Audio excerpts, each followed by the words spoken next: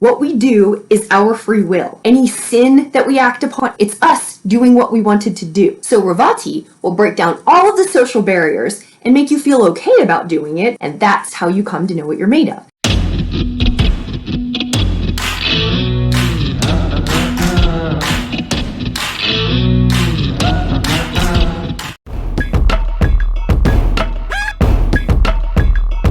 Revati Nakshatra is the last of the nakshatras. So it is the one you come to after you've gone all the way through the other ones and you've had all of the possible experiences that you can have. Then what happens? In Revati, you wake up from the dream and realize you're dreaming. So the world becomes your playground because you realize it's just a dream anyway. The symbol is a fish floating in the ocean, swimming, swimming, swimming, and there are no boundaries in the ocean. The shape of the constellation is a drum that would be used by a shepherd or another keeper of animals that the animals would hear and know to come back. And here's the point of the energy. Although the fish has a path, how do you know your path in the water? Just like if you were on a spiritual journey in this world, the regular worldly markers that show you your progression aren't present. So how people make sense of their progress in the material plane is different than how you make sense of your progress on a spiritual plane.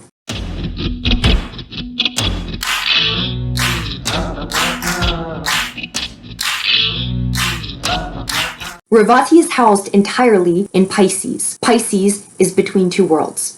Pisces is ruled by Neptune, which is delusion, dreams, imagination, the dissolving of boundaries, so that you were in the infinite. And the nakshatra is ruled by Mercury, which represents skill, mastery over magic and mysticism. So Revati is about waking from the dream and realizing that it is a dream and that you have full power to direct your consciousness in any way you want, and that you have full control over everything around you. You have nothing more to achieve, and frankly, even creation, it's just the rearranging of what's already there, so you can test things, you can maneuver things, you can move them around, and it's the full experience in having all of these experiences without having attachment to the experiences, because after all, it's just a dream.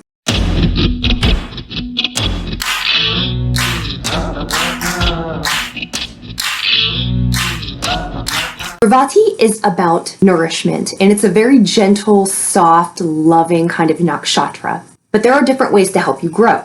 Loving, nourishing, guiding, teaching in a nice way is one way to do it. And Revati expresses that way. Revati also expresses in some other ways.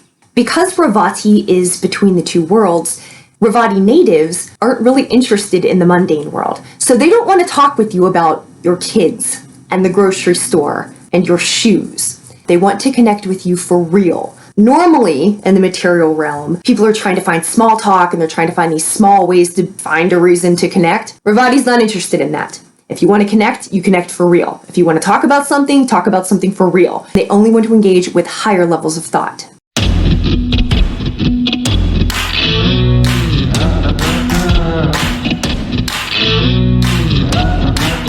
Small talk, they're interested in something real, something substantial. Not everybody can take that.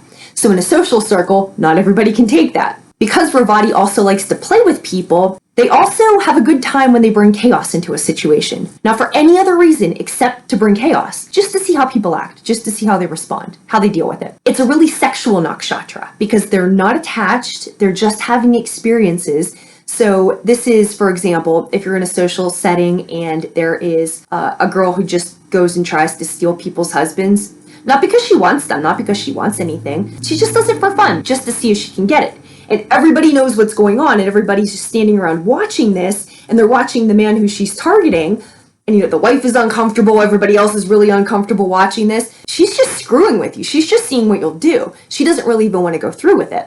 And then on the husband's part, everyone's just watching him. This is how Revati tests, because she can do that, but he doesn't have to go through with it. But in that way, when you get tested in a taboo situation, the dissolution of barriers, there doesn't seem to be anything holding you back. You see what you're made of. You see what choice you would really make. And that's what is fun for Revati. That's what they're interested in seeing you do. And frankly, even the decision that you make isn't of interest to them. They just want to see what you do.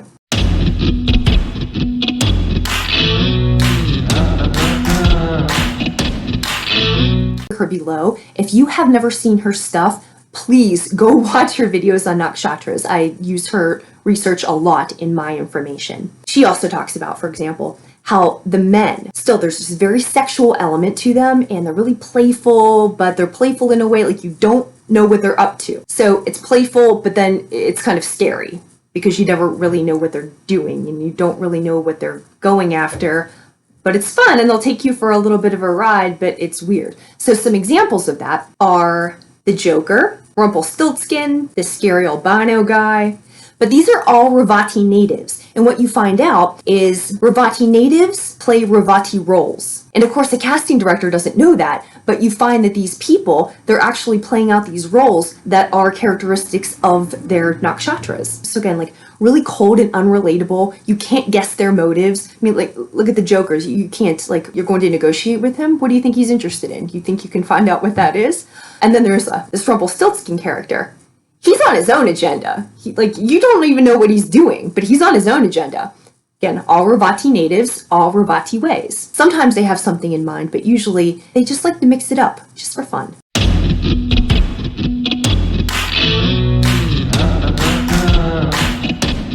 So with the women, they like to go into these taboo situations and test their power, like just to see what they can get, just to see what happens, just to see if the guy will go along with it. A Revati native that's very famous is Angelina Jolie.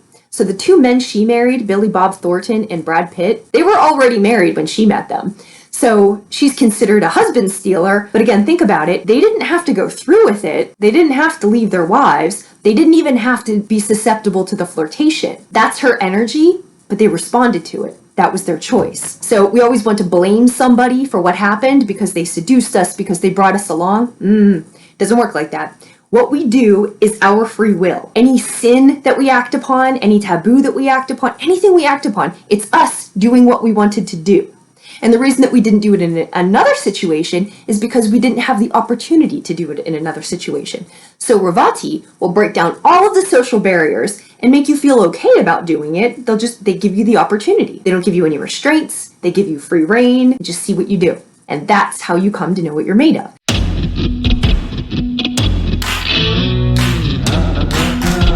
So in a spiritual sense, the parameters that we normally go with, which again, mark our journey in a worldly way, we don't have those in a spiritual life. So how do you keep the guideposts? How do you keep aligned with what you're doing? This is how Revati tests you. You're going from one world, you're going from the material realm into the spiritual realm. And when you are on that road, you accumulate different experiences and you come to accumulate different abilities and you have different powers. So your ability to progress spiritually is based on what you can handle. And as you're transitioning from one world to the next, Revati tests you to see what you can handle.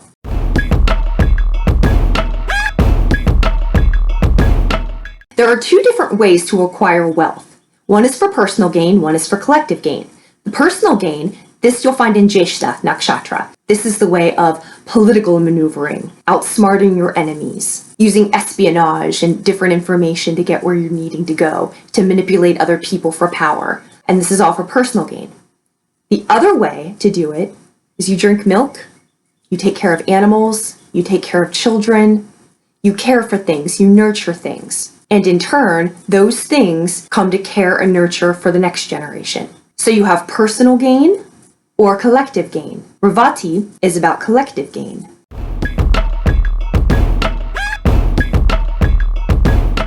Intelligence is knowing what you need and getting where you need to go. So for Revati Nakshatra, you're resourceful, you are a person who finds the means, and you don't get lost. You are a person who finds the path.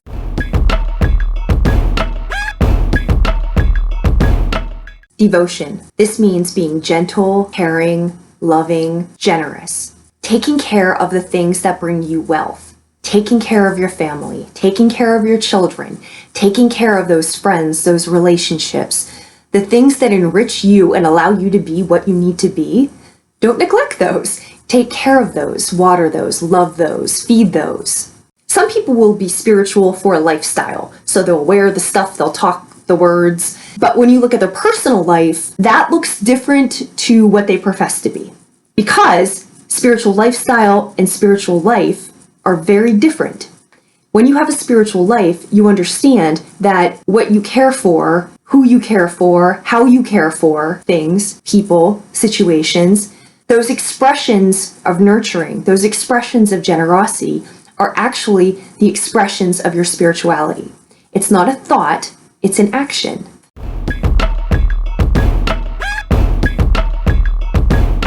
According to this energy, there's nothing more important than taking care of your children. There is nothing more important than nurturing what's around you so that you have a future. And in terms of societal interaction, and collective good and good for humanity, which is what a spiritual path is about, you take care of what's around you. You do the role you're supposed to do. You come to understand that spirituality is not sitting in your room reading things. It's the way that you live, and it's the expressions that you outwardly display so that other people watching you know who you are. This is another element of Revati, is that your presence changes people. So the fourth element is beauty, and beauty comes from nourishment. Beauty is a sign of health. If you are nourished, you are healthy. If you are healthy, you are beautiful. Think of the times when you laugh the easiest. Think of the times when you are in the best mood. Think of the times when you're the most help to other people. Are you tired? Are you hungry? No. You're rested. You feel well loved. You feel supported. You feel nourished. This is the fourth element. So again, the deity Pushan, he's a nurturer, a caregiver, a protector. And the Shakti, the power to nourish, is what you have available in this energy. And that is, if you haven't had these things available to you, if people didn't nourish you, if situations didn't nourish you, your family, your home life, the friend circles that you've had, the professional networks that you had, how you move forward is your decision. What has happened, and it's to bring you to where you are now, but how you progress, that's up to you. And that's the lesson. Saturn does not exist. They say Saturn is born in Revati. So it means if you're going to break that cycle of what was not given to you, to stop and make the choice to still give that to yourself and give that to others, what it requires is a great deal of willpower and a great deal of intention. So you do these things. You are gentle, you are generous, you are caring, you are devotional, not because you don't know how to be sly, not because you don't know how to be political, not because you don't know how to maneuver other people to get what you want, but because that's not your path anymore. Your path is to be kind, is to be gentle, is to nurture. If your path is for humanity, take care of humanity. And that begins with you, and that begins with the people close to you. That is expressed. It's not this big idea like you have to take it out into the world. You can't take anything out into the world that you aren't doing in your own life. So that's what the energy is having you look at. What you need to nurture in your own life, and what situations that aren't nurturing you, where it's time to draw a boundary. Libra, Sun, Moon, and Rising. The new moon Revati energy is occurring in your 6th house. Your 6th house is the house of daily routines. It's also the house of slavery, the house of the mundane. Your routines, your day-to-day activities, your coworkers, your colleagues. And the Revati energy is asking you to look at what nurtures you. So what are you doing and who's around you that nurtures you? And who do you need to nurture? It's also asking you, in what areas are you being tested? In what areas is it time to say enough is enough and draw a boundary? Remember, the Revati energy is really about making lamp posts, like guideposts, to take you on your way. Because it's you who knows what you're doing in this life, even if you don't consciously know that there's a part of you that is aware of that. And so you continue to move in that direction in terms of the people you are around, the activities that you undertake, the things that interest you, right? So 6th house is very much about the way that you, as a vessel, how you spend your time, how you expend your energy during a day. And the Revati energy is asking you to look at that and look at what of that is serving you, what is helping you move along and get closer to the work that you're doing in the world versus what things have you outgrown and what things are holding you back at this point. So what are you pouring your energy into that doesn't give anything back to you? It's a boundary then that needs to be placed. Like it's a kind of like a leaky sieve. It's time to be done with that one. Pluto is in your 4th house. So there's a transformation that's trying to happen in your 4th house. And there's a square, right? So it's being blocked by something that's happening in your 6th house, right? So something that has your attention because it's your Venus. It's the Venus-Pluto square. So it means it's an irreconcilable difference. So you need to be aware of it and then find a way to move the energy around it or just resituate things. So it's something that has your attention, something that you are putting energy into that is in your 6th house. So how you're doing your day, how you are doing your routines. If there's a coworker that is energetically draining to you, but something that takes up your time, 6th house, and has your attention, your Venus, right? That's in the way of a transformation that can occur on your home front. And that can be a move, that can be just attention that you need to give on the home front.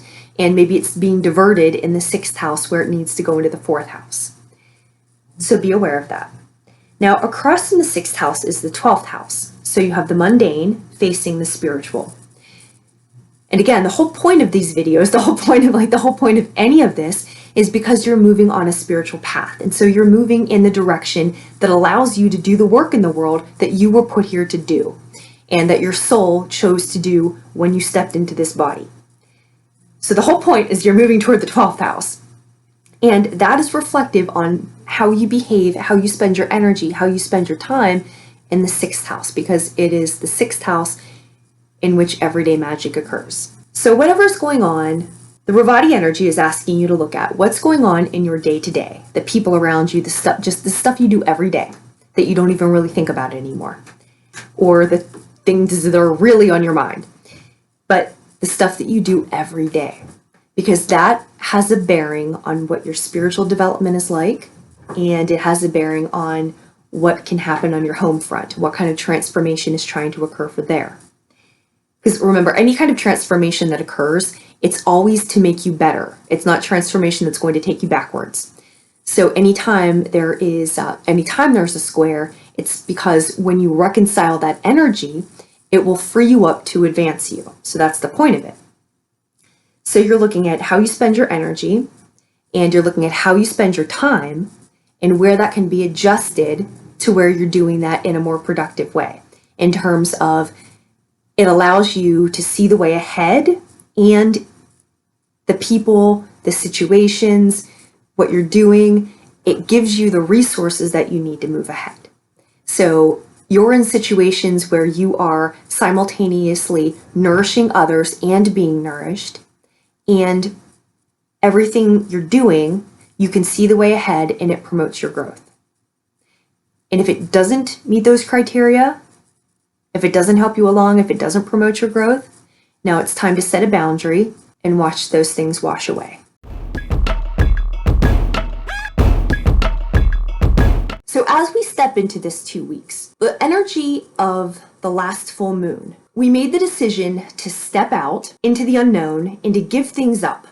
And we made space, even though we don't know what's coming. We still had the faith, we still had the belief to give up what doesn't belong there so that we can step forward. But we did it without any promise of what was going to show up.